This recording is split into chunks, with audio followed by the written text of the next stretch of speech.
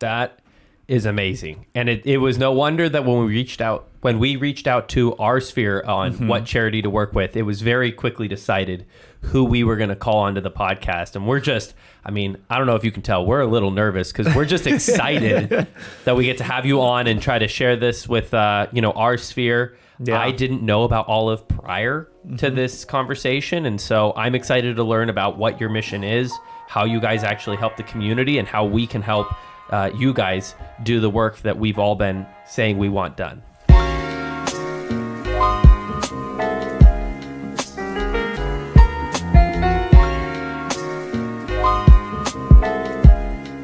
All right, you guys, welcome back to the Pursuit of Property podcast. And today is a really, really, really special episode that we have for you guys. One, we have officially hit the milestone. Today is our 100th podcast ever. And so in order to make this really, really special, we wanted to have a really special guest on. And I'm really excited for today's podcast. We wanted to do something impactful for our community. We've had a ton of guests on, throughout the past few years, obviously across the course of 100 episodes. And we wanted to partner with a charity. We wanted to give back to our community. And today we are really, really excited to have April Molina. She is the director of O.L.I.V.E. And before I try and give you the spiel and everything, the ins and outs of why we're partnering with them today, April, do you mind introducing yourself and telling us a little bit about O.L.I.V.E? Absolutely. So my name's April Molina. I'm the director at O.L.I.V.E Charitable Organization. Our home base is Madera, California, but we do extend out throughout the valley and the state of California as well. And what we do basically is we partner with local law enforcement agencies to identify, rescue, and rehabilitate victims caught in sex trafficking locally. That is amazing. And it was no wonder that when we reached out to our sphere on what charity to work with, it was very quickly decided who we were going to call onto the podcast. And we're just, I don't know if you can tell, we're a little nervous because we're just excited that we get to have you on and try to share this with, our sphere. Yeah. I didn't know about O.L.I.V.E prior to this conversation. And so I'm excited to learn about what your mission is, how you guys actually help the community, and how we can help you guys do the work that we've all been saying we want done. So thank you for coming on. Thank you for having me. Well, let's just jump into it. You guys are out of Madera, California. You service kind of the whole Central Valley? Yes. Okay. Yes, we have victims from all over, from as far north as Tehama County, all the way down into Los Angeles, and we have had a young lady come to us from South Dakota. Oh wow! And her and her 12-year-old son made it all the way down here on their own, actually, and somehow they got our name. I have no idea how. I think my boss works with her aunt. I don't know how the connection was made, but yeah, she made it here all the way from South Dakota, and we were able to get them housing pretty quickly because she does have a son. So it was relatively easy. Wow. And April, before we go and continue our conversation, can you tell us a little bit about you and about your background? How did you, kind of stumble into being the director of O.L.I.V.E now? Tell us a little bit about yourself. So I started, actually, it was stumbling into it. My mom had met, he was at the time a lieutenant at the Madera Police Department. His name is Dan Foss. He's now the chief of police of Nevada City in California. Dang. And okay. So that's been a 5-year relationship that he and I have built. And I did start as a volunteer. He had come to a youth group to speak on sex trafficking and how young people fall into it at my church, actually. And I was blown back by the information that he had. I had no idea what it was. I thought I knew because I'd seen the movie Taken, right? Who hasn't seen Taken with Liam Neeson? It's a great movie. Totally false. Okay. So I had no idea. And then pulling pieces together in my own family with my oldest daughter. She's 28 now, but when she was 13 years old, she come to find out she was being groomed for trafficking. We had no idea. We didn't know it even existed here in the valley. We didn't know it existed in Madera, especially. It's such a small community. We are next to Fresno, and that's where we go for everything. But and then So when I found out, Dan had asked for volunteers, and it was like something was pushing me forward to go up and say, hey, what can I do to help? And I just he said, meet me in my office tomorrow. So I did. And it just kind of all fell into place, really. And then about 2 years ago, I was hired on as full-time staff. Wow. And so that's kind of how the ball got rolling for me. So you stumbled into this in part because your family experienced the starting stages of sex trafficking? Yes, and we had no idea. I didn't know until I was fully educated that my daughter at the age of 13 was being groomed. I didn't know what it looked like. It was like when she was 13, she started running away from home. CPS was called on us because she was telling all kinds of lies. She was coming home with bruises all over her, big ones, like she had been hit, but I didn't know. And she wouldn't say where they had come from. We'd had the sheriffs involved. We had, CPS involved. It was very, very difficult 4 years for our family. Of course. And so with all of that combined, she'd actually had gone to live with her biological father up in Vancouver, Washington for a while. And I don't know if she actually ever fell into trafficking, but after looking at the signs and finding out what they were, now I know for sure she was at least being groomed. Mm. That is way too close for home. Yes. Wow. Yes, it was. And I mean, that was 14 years ago. 14 years ago, the lingo sex trafficking wasn't in homes. It was in law enforcement, but we don't have a cop in our family, right? So we had no idea. And like I said, it wasn't until I had gone to this officer's presentation and I found out and started talking to him and pulling pieces together in my own head. And he said, yeah, absolutely. She was likely being groomed for sex trafficking. Can you share too, because this, did a light switch. We were at your office just a couple of days ago, and correct me if the information I'm relaying is wrong from what you shared with us, but what I want to ask is all of the education that goes into, what sex trafficking is, right? I feel like we are very, very uneducated. Extremely naive. Really, because you had shared a couple days ago, you said, hey, yeah, just in Madera alone, there's between 700 and 1,000 new postings every single day for girls who are being sex trafficked. Yes. So that doesn't mean that there are between 700 and 1,000 victims. Mm-hmm.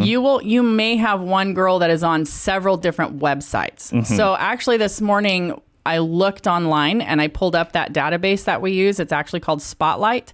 It's made for law enforcement agencies it's for facial recognition, or you can punch in a phone number, you can punch in a city, and it will search that. It will narrow it down to that location or that face or whatever, and you can find people, right? And it brings up all of the online ads that are available at that time. Yeah. Most of them are live. Some of them are not. Some of them are older ads, so you have to watch the dates. Yeah. And so this morning, I actually pulled up just randomly nationwide, and there was 184 million ads. So that does not mean that there is 184 million victims. That would be a third of the population. That would be right. That would be a large number of the population. But there are hundreds of websites, Mega Personals, Adult Look, Private Delights, all of these websites that these people will post the same photos on. Mm-hmm. And so you can hit up different websites and find the same girls often. And then I narrowed it down more to just the state of California, and there were 54 million of those ads in just the state of California. And so now, again, that's more than the population, right? So you may have one girl with 20 different websites on there. And so, and not 100% of those women are victims of trafficking. However, probably about 90% of them are. Wow.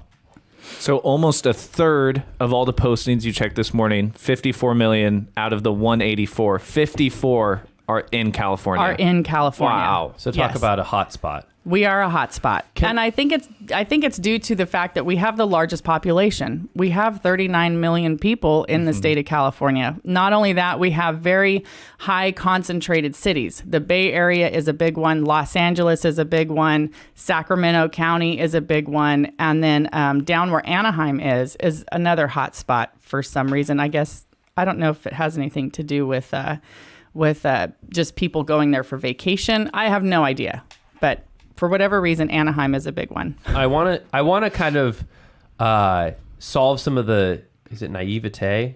I don't want to be so naive when we're talking about sex trafficking. Can you clarify what that looks like in actual real life? Because when I hear that, I think of Taken, like what you're saying. Yes. And you're saying that's not at all what it's like. That is not at all what it's like. That happens in other countries. That does not usually happen here in the United States. Now, understand that everybody's story is very different. What we have found at O.L.I.V E, and in just this last year, we have come across 51 cases that we have assisted in, and that's just this year. That's fantastic. Thank you. For us, it is. It's a great number, right? Because that's the 51 people that have been helped. Yeah. And so, so what it looks like is the street. What it is young people. It usually starts about age 14, 15 years old when girls are very naive. They're looking for a good boyfriend, and he happens to come along, and he is all of a sudden Romeo. And he manipulates her enough, he manipulates her enough that she falls in love with him in whatever capacity that could be for a 14-year-old girl. Right. And she is so in love with this guy, and all of a sudden he's like, her parents, right? Her parents will start to question this relationship. Well, all that does is push her farther towards him. Right. And he uses that, and he manipulates her. They just don't understand. They don't understand that we're in love, blah, blah, blah. I mean, it's a whole, and it takes a long time. It takes time, and it doesn't take much effort to get a girl that of the age of 14 to fall in love with an older guy, right? And so that in turn ends up being, then they start to use force or fraud and coercion. Those are the three main ways that people are put into any kind of trafficking, really, is through force, fraud, and coercion. That's the law. That's the way it's written through the DOJ. And so if force, fraud, or coercion is not involved in her story, then it is not trafficking. So so the element that we have seen the most of is manipulation. These girls are very highly manipulated into sex trafficking. And when we say sex trafficking, we are talking about street level prostitution. So these are girls who would, back in the day, they would be the ones walking the street, right? Most things are done online now. You could go online, you can order a girl just like you can order a t-shirt off of Amazon. And you can get eye color, you can get hair color, you can get big girl, small girl, short girl, Mexican girl, whatever you want. You can get an Asian girl, you can get anything that you want online. All you have to do is just look and type in the right criteria, and one will pop up. And oftentimes the ages on those websites are lying to you. Of course. Right? So there are minors on there. They're harder to find, especially with Snapchat filters. It's very hard. They make you look younger than you actually are. And so that makes it difficult sometimes to find some of these girls that are actually underage. But law enforcement has great ways of handling all of that. I just don't have access to that stuff. Gotcha. That's crazy. Because to me, when I think of it, it's exactly like what you were talking about with Taken, and you think of like this whole ring that's like super, it would be so obvious to find. Right. But you're talking about like, these are young girls like your daughter who are getting groomed from a young age into just being misled to think that what they're doing is by their own consent or reasonable or whatever. And then they turn out to be the people who are then shopped around online and sent to these scummy people. Yes. So the buyer is not always the scummy people, right? And why is that? So here's the thing. We are finding that the buyers are your generic, typically family man. It's not, most people think it's drug dealers or homeless people that are buying these women, and it's not. It is, the buyers are actually anybody. And they could be sitting in your church. They could be at the grocery store, in the checkout line. They could be anywhere.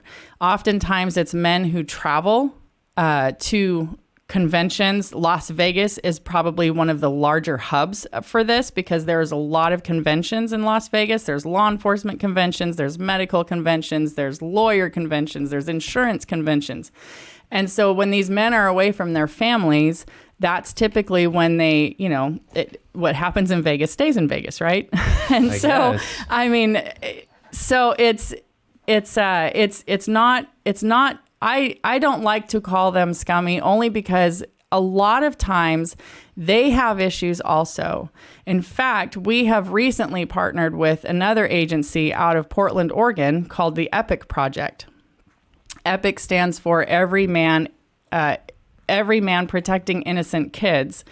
And that started because when you're dealing with women coming out of sex trafficking, I have had multiple men come to me and say, hey, what can we do to help? I'm like, well, unfortunately, you can't, right? Unless you're going to donate or help me fundraise or something like that, there's nothing really you can get involved that's tangible because these women have been sexualized. And we don't want to put anybody at risk on either side of that. Of course. Yeah. And so what we did is we partnered with the O.L.I.V.E Project. And what they do is they bring in these patrols in a city. And so recently Madera and Fresno have them. We we sponsored for them to run a training for a group of about 25 men showed up. They were trained on how to talk to the buyer. So they run a patrol online. They have an ad. They run it online. And when somebody calls this phone number or texts this phone number, either way, you can get a hold of somebody, right? Instead of getting a girl to purchase for sex on the phone, they get a man who explains their part in sex trafficking and the fact that demand is what's driving the supply. And a lot of people don't realize that they are buying a slave. They really have no idea. And you would be surprised at how many people don't realize that when they pick up that phone, they don't realize that girl doesn't really want to be there. She's there because she has somebody else that's making her show up. Right. That's what I want to ask and get a little more detail on too. How is that working on that end, right? Because you said obviously in the eyes of when we look at this from like a law perspective, and you said you don't like calling a majority of these buyers like scummy, right? Because it's your everyday, like you said, it could be somebody in your church or somebody at the grocery store, right? What are the girls going through on their end, right? You said somebody is actually doing unlawful stuff with controlling them and doing that. Can you explain a little bit more on that side? So I can, and really all I know is what I've been told, right? Yeah. And so I've talked to multiple women about all of this, and actually I was in a meeting and one of my girls walked in on my meeting and I was on mute. It was on Zoom. I was on mute and she was listening in on the conversation when we were talking about bringing Epic. And her exact words to me were, the buyer, do you know what they used to make me do? And I was like, you know what? I said, let's talk about that later. I'm in a meeting. And so we talked about that. And what I told her was, even if we can stop one transaction, right? One transaction, that saves somebody from having to go through what they've gone through. And I mean, I've been told very graphic stories. I could give graphic details, but I won't do that here. But the thing is these girls experience a lot of abuse. A lot of abuse and a lot of shame, actually, because they don't want to be doing this. And once they get out, they don't even realize it until once they get out. And once they get out, like when we take somebody in and she starts to see how I am, she starts to see how normal people who have not been sold for sex, who have not been exploited for just sex, act, and how we dress and how we talk, right? There's a lot of swearing involved. Yeah. And so a lot of swearing. Yeah. And so, once they see all of these things and all of a sudden they realize that there's something wrong with them, right? Or they think there is, and because they've been traumatized, and now the trauma starts to set in. And what happens is we connect them with therapists, and they have to work through and process all of these things with a therapist, because I'm not a therapist. I'm the case manager. Of course. And so, but we do work with professionals, and we also do life coaching. These girls have never run a budget. You know, they usually started at a very young age when mom and dad are still in charge of the money, right? Then her trafficker is in charge of the money. She gets nothing. And so we teach them how to budget. We teach them how to apply for a job, right? Yeah. And oftentimes they get fired from their first job. Oh, undoubtedly. Because they don't yet know how it works. And until they learn, then once they learn, they can hold down a job, they can go to school, they can do all the regular things that regular people get up and do every single morning that we take for granted, right? Like me getting up, driving here, it was easy, right? But for somebody that is in a state of trauma, it's a lot harder. And they would have a panic attack and have to pull the car over, or whatever they're experiencing at the time. And so, I had one young lady who was working at a factory, as an almond factory, a local almond factory. And I got this text message, and it was fantastic because it was her first job. She was doing so well. And it was right around Thanksgiving, and the company was having like a potluck for the employees, right? Well, she wanted to make some cakes, so we hooked her up with a volunteer. I don't bake. So we hooked her up with a volunteer who taught her how to make a pineapple upside down cake, and she did so good. She took it to the potluck, and the text message said, "I'm so glad to be a part of this. What a neat thing. I didn't realize people were so nice, and the food is delicious." When I was working before O.L.I.V.E and all that and had to do potlucks, I dreaded it. I'm like, I have to make something, and what if people don't like it? Like, it was like, and I don't want to, but I'll eat their food, right? It's those things that people really are kind of, especially moms. No offense, guys, but moms, because we take care of kids and all these things, right? There's school and homework and all that stuff. And so, but for her, it was a brand new experience. And I'm like, what a neat thing. What a neat thing that she got to experience that she's never experienced before. Yeah. She was 21 years old and had never experienced something like that, like a potluck, right? And so, and her cake was delicious. She brought me a piece. So. Well, let's talk about that some more. I mean, obviously, we want to know what the problems you're dealing with are on the front of actually like who you are helping. But let's talk about how you guys... like how O.L.I.V.E helps these girls go. You said you've helped 51 girls this year. Right. What does that mean when you say you've helped them? Because obviously your building cannot fit 51 girls. No. We are able to house. So we have 2 safe houses. We have one in Madera. We call it the Bennett House, named after the property owner, her father. And so it was his dentist office for a lot of years, and we were able to get money through a grant, have it renovated, and now it will hold five young ladies, and it's built like a home. Right? Yeah. You guys were in there. It was beautiful. Beautiful. And it was clean. Well, when you think right? of going to a safe house, no offense, you kind of think like I was telling Kate, you think community living, like dirty stuff everywhere. People, no. I mean, we walked in, it was like, it was very clean. Immaculate. Everything's updated. Beautiful. The girls all have their own room with Yes. dressers and sinks and. Yeah. We opted to keep the sinks in the rooms because it was a dentist office, just because when you're dealing with girls in makeup, it can get, when you have 5 girls and only 2 bathrooms, one with a mirror, the other one doesn't even have a mirror, it can get a little ugly, but. No, totally. And then the second safe house is in Fresno, and it is 2 2-bedroom apartments, one on top of the other. And we have actually an extra purpose for those because the Bennett House in Madera is not staffed 24 hours. We do have surveillance all around the outside, and we do have 3 cameras inside pointing at just the doors. Right. We give them their privacy. We give them their space. They're able to close the doors. They can't lock them. They do have lockers. I don't know if you guys noticed that going down the hallway, just in case they have, because some of these girls have had a lot of their stuff stolen from them. And so they come in and they're like, hey, what if they steal my stuff? I'm like, well, you can put it in here. There's a key to the lock. I'm the only one with the lock. Nobody's going to get it. And I don't want your things, right? I have enough of my own. So then the place in Fresno is a little different. Because that one actually has a trauma life coach that lives on the property with her family, and she is in the front part of the property. The apartments are on the back side of the property, and so those are our more severe cases. So the girls that need that 24-hour support are the ones that we house there. Gotcha. And so 51, yes, sometimes we refer people to other agencies, right? We have a great network of agencies that we work with up and down the valley. Breaking the Chains is a really good one. CVAT in Fresno, which is Central Valley Against Human Trafficking. We work with Haven Crisis Women's Center in Modesto. We've worked with multiple different agencies. And so sometimes we refer the girls out, but we still help with case management.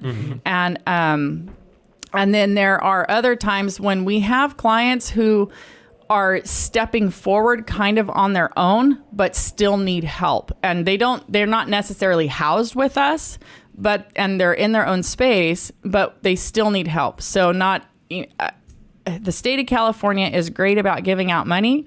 So oftentimes they're on EBT cards, right? But it's not enough for the month, right? And so recently we got a text message that says, hey, can you help me out with I just need laundry soap and, a couple of things from the store. Absolutely. We can take you shopping. Yeah. And so, so that's where the 51 number or the number 51 comes from.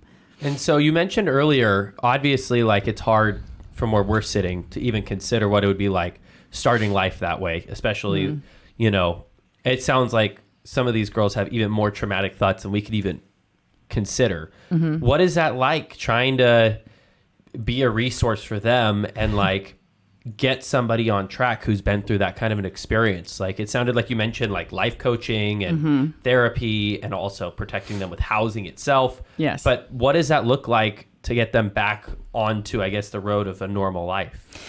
So it can be difficult. It can be easy. It depends on the person, right? So when we bring somebody in, the first thing we look for is identification. Do you have ID? Because you can't get anywhere or do anything without an ID. Most of them don't. So that's where we start. We start with, okay, where were you born? Well, we had one who was born in Minnesota. And so we contacted Minnesota County, got her birth certificate.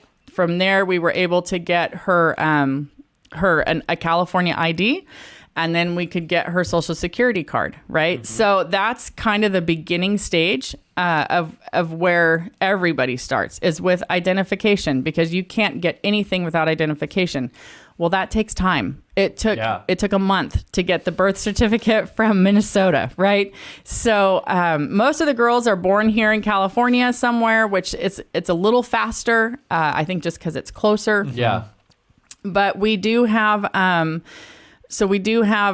what we do at O.L.I.V.E is we don't run a program. We have safe housing for victims, and then we connect them to the services. There's enough services out there. We didn't need to bring in another one. It's kind of, we don't need to reinvent anything. Yeah. So when somebody comes in, if they want drug rehab or alcohol rehab, we connect them with that service, an outpatient service. If somebody comes in, they want therapy, we connect them to therapy. I always offer life coaching. Not all the girls take us up on it, but most of them do. Yeah. For whatever reason, life coaching is a popular thing.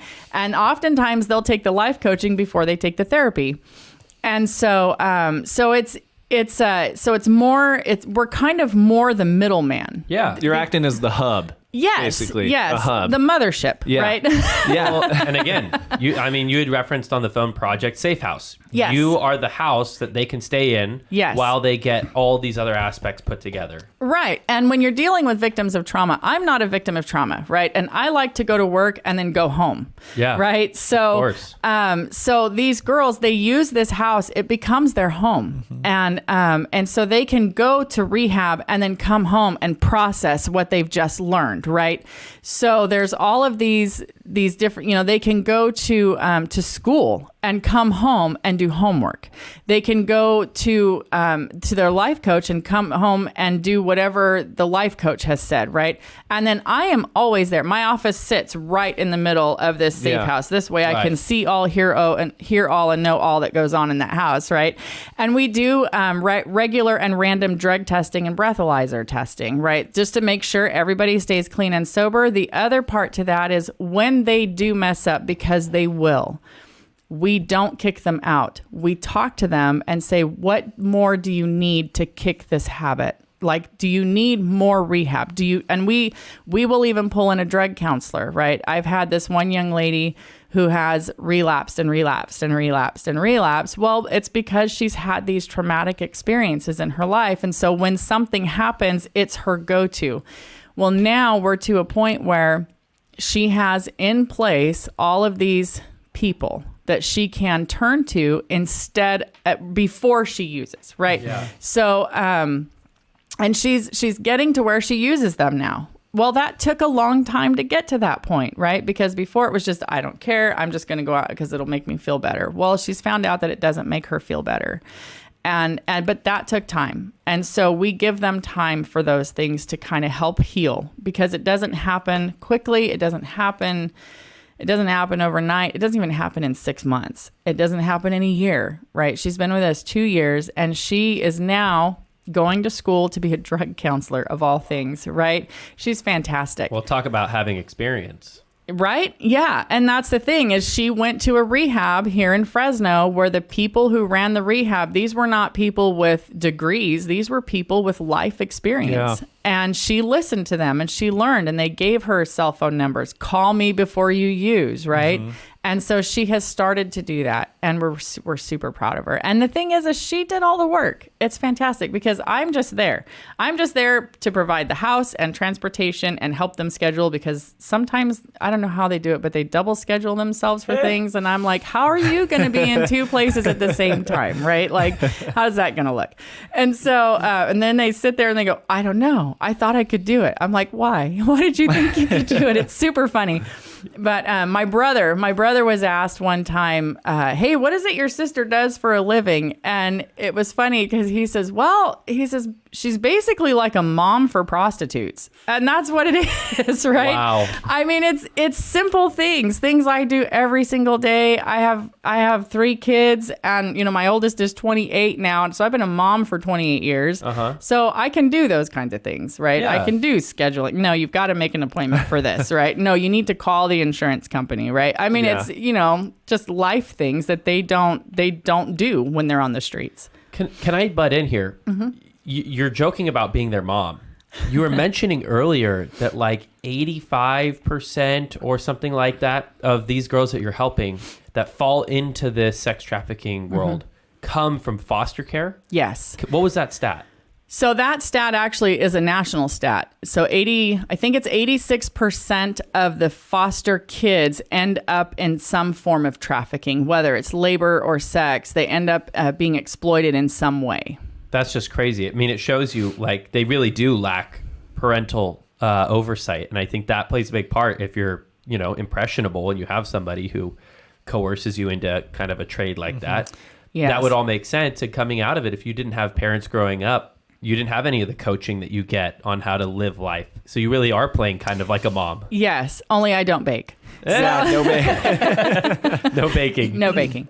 Wow. How long? You said that one girl was with you is with you for 2 years. Mm-hmm. How long are they normally with you guys? It's about 2-year process. Wow. It can be shorter. It can be longer depending on the person, right? And it also depends on how long they were involved. Yeah. So we did have one woman who was involved for over 25 years, and she has, how else do you say it, except for she has very complex PTSD. And she was so hard to nail down. We actually had to end up referring her out because we didn't have the capacity to help her. And so when we recognize that somebody is beyond our capability, that's when we refer them to more professional places, right? And so, places with people with degrees who know how to handle certain things like that. 24-hour support. The 24-hour support, yes. Yeah. Okay. April, can you share too what, obviously, you guys working, O.L.I.V.E being a charity, right? Money just doesn't grow on trees. I wish it did. As we all wish it did, right? What have been some of the biggest struggles for you guys this year? And it can be just, kind of daily struggles or bigger struggles or any pain points that you guys have been experiencing this year with doing all the work that you guys do. So when you pull somebody out of prostitution, you have cut off 100% of their income, right? You are responsible for that person for everything, for housing, for food, for clothing, for hair dye, because they all have to dye their hair. I don't know. It's all about how you look, right? But you also have to pay for therapy for a certain amount of time, because when you get them connected to Medi-Cal, these girls will come in not having any kind of insurance. You get them connected to Medi-Cal, it takes 30 days for that to kick in. You can get them connected to EBT cards, but that takes 30 days for it to kick in. The state of California is looking to remedy that, but they haven't fixed it yet. Classic.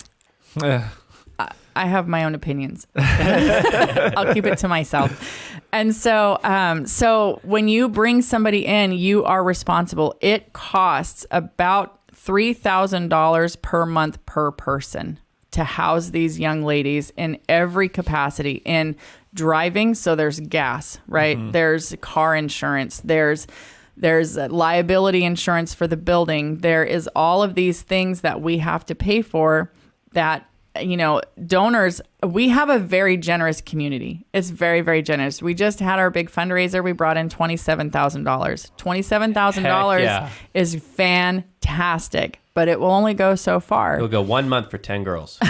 Right. Right. And so what we do is we do host several different presentations. My boss, Chief Dan Foss, he will do presentations from a law enforcement perspective on tactics of the trafficker. That's the one that I attended. It's a fantastic one. And he will ask for donations for that. We do get random people that will donate on our website. olivemadera.com is my shameless plug. And then we do have 2 grants that we write. One is to CCP. It's Community Corrections Partnership. I don't know if you guys are familiar with that at all. You're in real estate, so you wouldn't know. So, so basically what it is a few years ago, the voters said, yes, let's make a whole bunch of felonies misdemeanors. And the state of California said, great.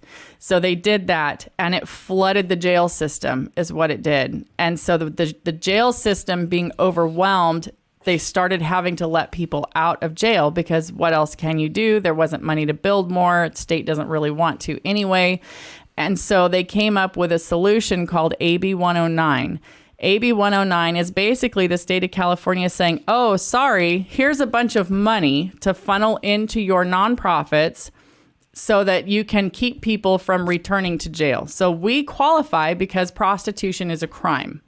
And so with it being a crime, we actually keep girls from going back to jail. So we qualify for this grant, and that is how I am paid. It's how my assistant is paid.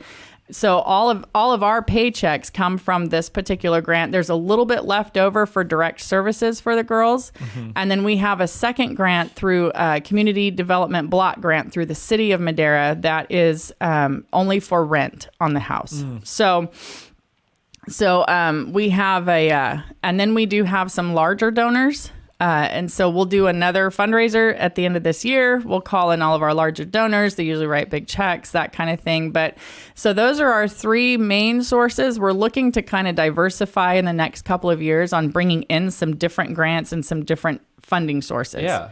Well, and let's be honest. You mentioned that you have a very generous community around you. Yes. I would beg to say that the Central Valley has more money than we'd like to admit, with the farming industry here and with the amount of people moving here from tech. And I hope that our community in the real estate world, we've had a great run up the last few years, that the people who are listening understand that we are extremely fortunate that we have the problems that we deal with, and that we can help, raise some money for you guys.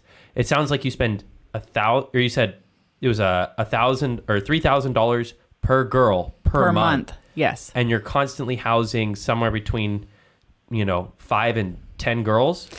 Usually I try to keep it about 5, and usually in 2, because I'm only one me, right? And I do have an assistant. She only works 3 days a week. And so, and when you're dealing with victims of trauma, they can be very demanding, and they don't mean to be. It's not their fault. And so my phone is on 24/7. A couple weeks ago, I didn't sleep for 3 days because it was constant I had one girl who had some health issues.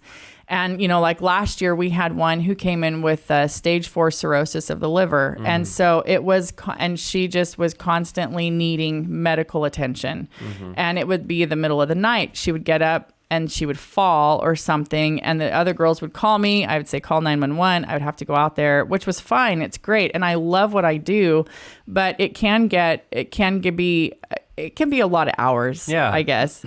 Well, I think the reason I bring it up is that $27,000 number mm-hmm. is fantastic. Yes. But it sounds like you're spending $15,000 a month. So, we can, yes. That raised you 2 months. And so we wanted to really bring you on to try to promote this. And hopefully we're trying to raise enough money to help get you guys through to your next fundraiser event. Yeah, that would be great. That would be really great. And, and the thing is we don't want to have to cut back anything, right? Yeah. I mean, we probably can, but it would, so the girls, when they come in, typically they have their nails done, they have their hair done because they have to be presentable to the buyer, right? And so that's what they're used to. Now, we don't usually do that, but we do buy nail polish, right? Like those kinds of things. And then not only that, every single one of them smokes.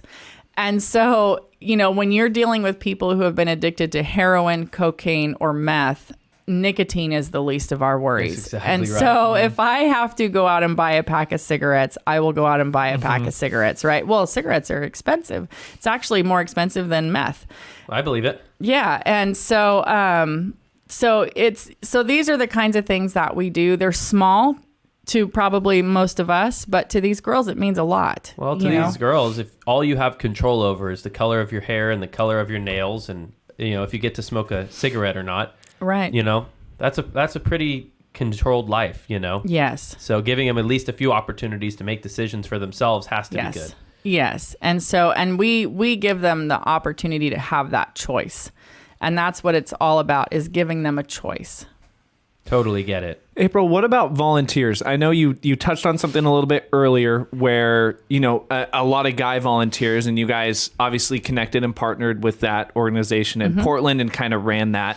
Do you guys take female volunteers? What other support do you guys take and do you guys need? So we do take female volunteers, and we actually could use some more, because these young ladies have been kind of isolated, and all of their experiences are typically with men. It would be great to get some female mentors. We've had them in the past, and they've worked so well. Unfortunately, they've moved out of the state of California, so I can't use them anymore, right? Mm-hmm. And so having a female mentor, and what I mean by mentor is somebody to come in and say, hey, would you like to go out for some coffee? They've never been out to coffee with anybody before, right? Hey, would you like to watch a movie? We have done, in my family has done Star Wars movie night, right? Because who doesn't love Star Wars? Mm-hmm. If you don't love Star Wars, I mean, anyway, I love Star Wars. I'm probably a bigger fan than my husband. You guys can cut that part out. Yeah, I'm teasing.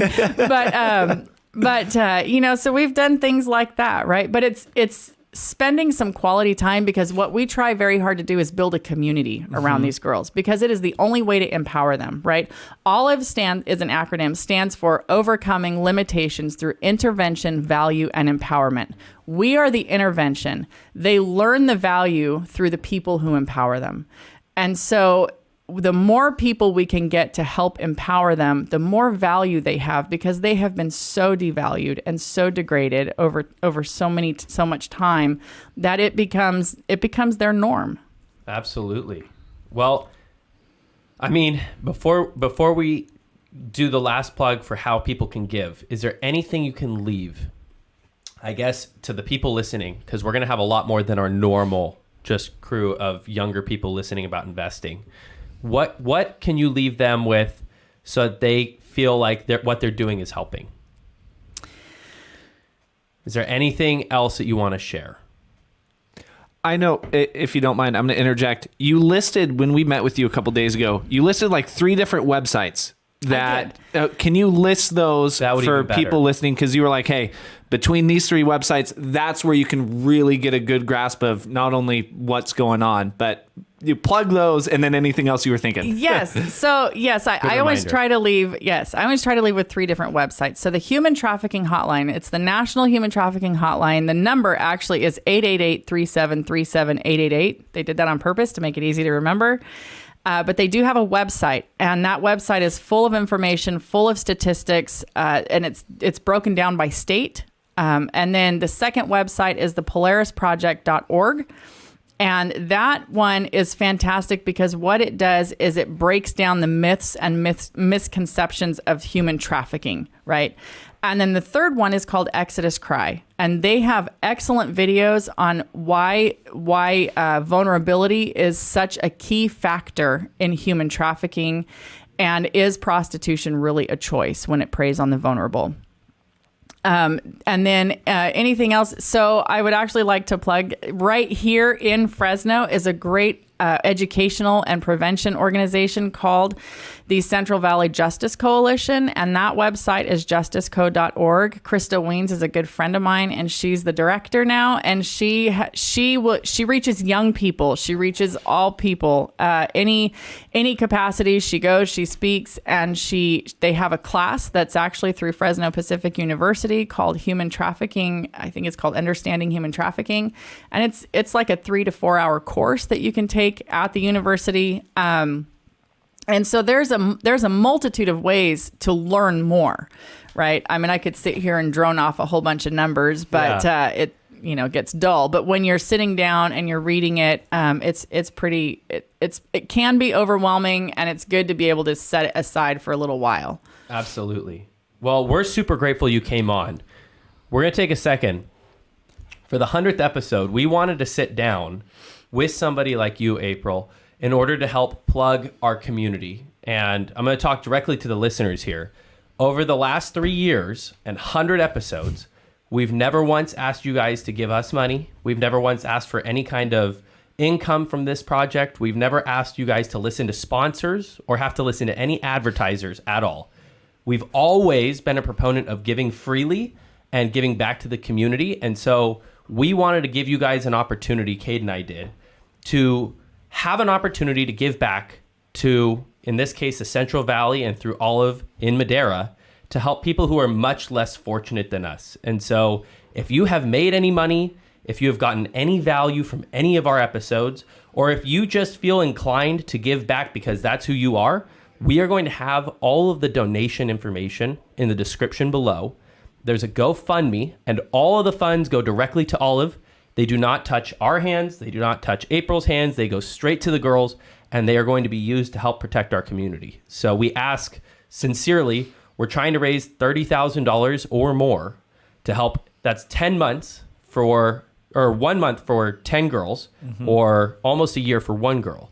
So we're just asking that you guys donate whatever you feel you can. And if you are a girl listener, maybe reach out directly to April and see if there's a place for you to be a mentor for some of these girls who may need that personal touch.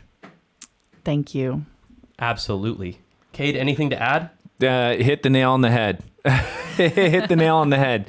Yeah, I think, I'll reiterate a little bit, but this has been for us on the podcast a little over 3 years. And it's been really, really awesome to hear the feedback from a lot of you guys, have a lot of you guys reach out, have a lot of you guys be doing deals and doing business and getting value, whether it's from, our book reviews or the guests we're bringing on who share, a nugget that you take and you've applied and, you are improving yourself that way.